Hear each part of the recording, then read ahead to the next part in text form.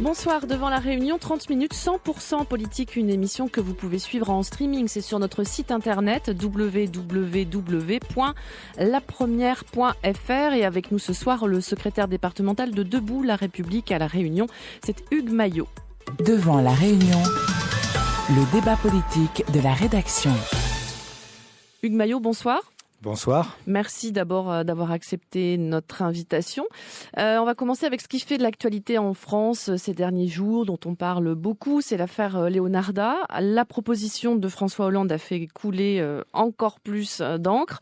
Le président, donc je rappelle, proposait que cette jeune fille rom puisse revenir en France, mais sans ses parents. Qu'est-ce que vous pensez de cette affaire qui enflamme le monde politique en France depuis plusieurs jours maintenant ? C'est un sujet grave, et sur un sujet grave, de nouveau, on constate l'incapacité du président de la République à prendre des décisions. C'est une non-décision, puisque d'abord c'est une décision une non-décision dans le sens où elle est inapplicable, cette décision. La famille de Leonarda a déjà indiqué que elle souhaitait revenir tous ensemble en France et qu'il n'était pas question qu'elle revienne seule pour poursuivre ses études. Donc c'est une décision qui est inapplicable d'une part, et puis d'autre part, on s'assoit sur l'état de droit. Et ça, c'est relativement grave puisque on en vient à ce que Nicolas Dupont-Aignan a lui-même appelé la loi de la jungle, puisqu'on n'est plus dans l'état de droit, puisque la loi ne s'applique plus, puisque les décisions de justice ne s'appliquent pas. C'est une question relativement grave. Alors toujours concernant François Hollande, 77% des personnes sondées pour le baromètre mensuel du JDD, du journal du dimanche, 77% donc des personnes sondées qui se disent mécontentes de l'action du président François Hollande. Est-ce que vous pensez par exemple à Debout la République en bénéficier pour les futures élections municipales de mars 2014 ? Alors les municipales de mars 2014 ne sont pas l'échéance principale dans notre viseur. Mais je crois surtout que ce qui est grave, c'est d'atteindre ce niveau d'impopularité. François Hollande a fait une campagne sur un certain nombre de promesses électorales qu'il n'a pas tenues. Et aujourd'hui, les résultats dans les sondages sont la sanction de cette méthode de gouvernement. Et c'est assez grave parce que finalement, c'est en train de décourager les électeurs ou de les conduire vers des votes extrêmes. Quand on voit ce qui s'est passé à Brignoles, on voit très clairement que ce sont des électeurs de gauche qui sont allés voter pour le Front National. Et ils l'ont fait parce qu'ils sont déçus, extrêmement déçus par la classe politique nationale et par les partis de gouvernement. Alors nous essayons, face à cette situation, de représenter une alternative républicaine et pas une alternative extrême. Mais en étant un parti de droite, comment est-ce que vous vous situez justement dans l'échiquier politique, très clairement à Debout la République ? Nous sommes un parti gaulliste.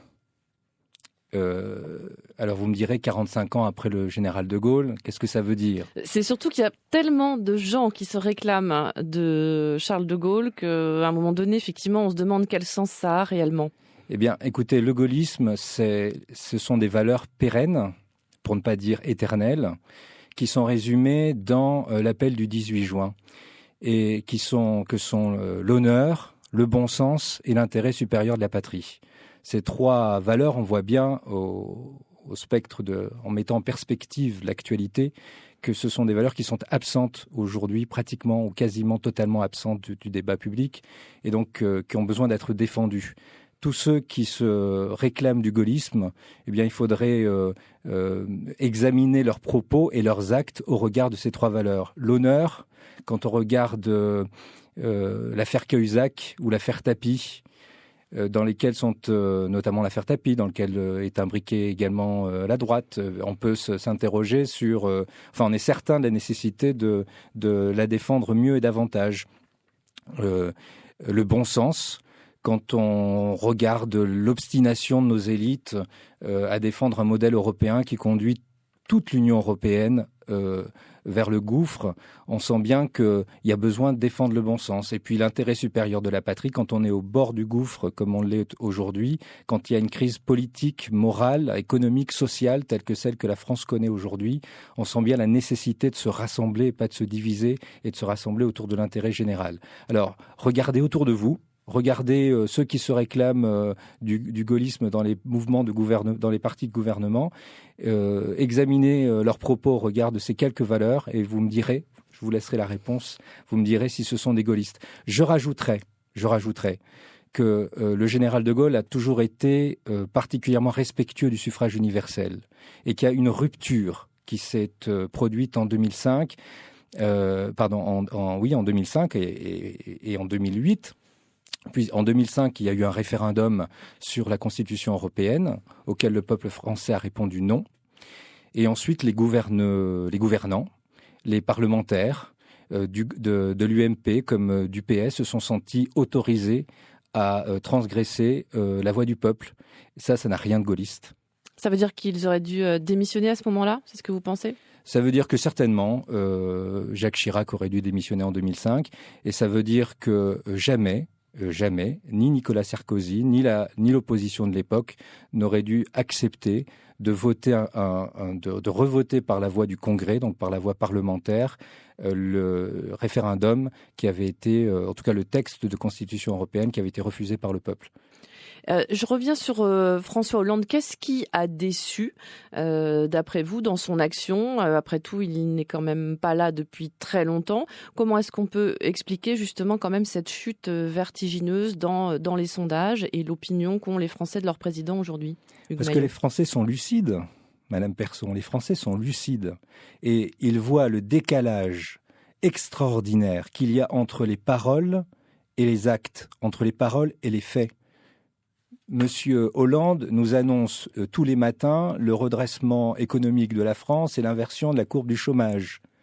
Et la dernière fois qu'il l'a fait, il a été contredit, que son gouvernement l'a fait, il a été contredit quelques jours plus tard par un communiqué qui nous expliquait que Pôle emploi n'avait pas réussi à comptabiliser l'ensemble des demandeurs d'emploi à cause d'une erreur technique de SFR. Vous croyez que les Français ne s'en aperçoivent pas? La ficelle est devenue tellement grosse. Ils ont été déçus par Jacques Chirac, les Français. Ils ont été déçus par François Mitterrand. À chaque fois qu'on leur annonce le changement, ce changement n'a pas lieu. Et une nouvelle fois, on leur a fait le coup du changement. Le changement, c'est maintenant. Voilà. Et de changement, ils ne voient rien venir. Donc, moi, je comprends la déception de mes compatriotes. Je la partage peut-être un peu moins parce que moi, je n'avais aucun espoir dans la candidature de François Hollande. Mais je crains que ces déceptions à répétition poussent nos compatriotes vers des extrêmes et vers des extrémités très dangereuses pour le pays. Alors, vous parliez effectivement du Front National tout à l'heure, Hugues Maillot. On a vu lors de la dernière présidentielle à La Réunion, le Front National multiplier son score par 2. Est-ce que vous pensez que le Front National peut s'implanter, par exemple, lors des prochaines échéances locales, les élections municipales? C'est envisageable? Je n'en sais rien. Je ne suis pas au Front National pour savoir dans quelle mesure il s'organise. Ce que je sais, c'est que cette exaspération qui existe au plan national, elle trouve aussi sa concrétisation à La Réunion, où les derniers chiffres de l'INSEE le montrent, la précarité s'installe. Et quand vous êtes dans la précarité et que vous voyez la manière dont ceux qui nous gouvernent se comportent, nous mentent, profitent de l'argent public, sans vergogne, on peut comprendre le mouvement d'exaspération. Alors, une union entre le MoDem et l'UDI là, est en train de se finaliser. Ça devrait être concrétisé d'ici à la fin de la semaine au niveau national, avec sans doute ici aussi cette union. Qu'est-ce que vous en pensez, vous, Hugues Maillot, du fait que François Bayrou rejoigne Jean-Louis Borloo? Au niveau des personnes, rien du tout. La question que je vous pose, c'est est-ce que vous croyez vraiment que ça va changer quelque chose? Les idées du centre sont au pouvoir depuis un certain nombre d'années déjà, depuis au moins 30 ans. Les gouvernements gouvernent au centre. Ils gouvernent au centre et j'ai envie de dire, ils sont les porteurs d'une certaine idée de la construction européenne. Et c'est cette certaine idée de la construction européenne qui nous a amené aujourd'hui, qui a amené le pays aujourd'hui dans la situation où il est. Donc, moi, personnellement, je n'en attends pas grand-chose de nouveau. Voilà. Vous ne croyez pas à un centre fort? À partir du moment où on gouverne au centre, que ce soit un gouvernement de droite ou un gouvernement de gauche, c'est déjà une réalité. Alors peut-être que si ce sont des centristes qui gouvernent au centre, ça sera un peu plus sincère. On verra. Alors on va parler de Debout la République, donc qui est en train de se structurer, ici dans le département. Jean-Jacques Morel, conseiller municipal à l'Étang-Salé, fait partie du conseil national du parti. Est-ce que, par exemple, ça veut dire qu'il sera candidat aux élections municipales? Peut-être. Voilà, je ne peux pas vous en dire plus maintenant. Les élections municipales, c'est pas d'abord une affaire de parti national. C'est d'abord l'affaire de la relation entre un élu local et sa population.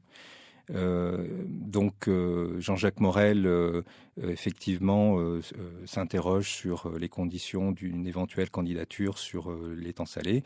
On verra.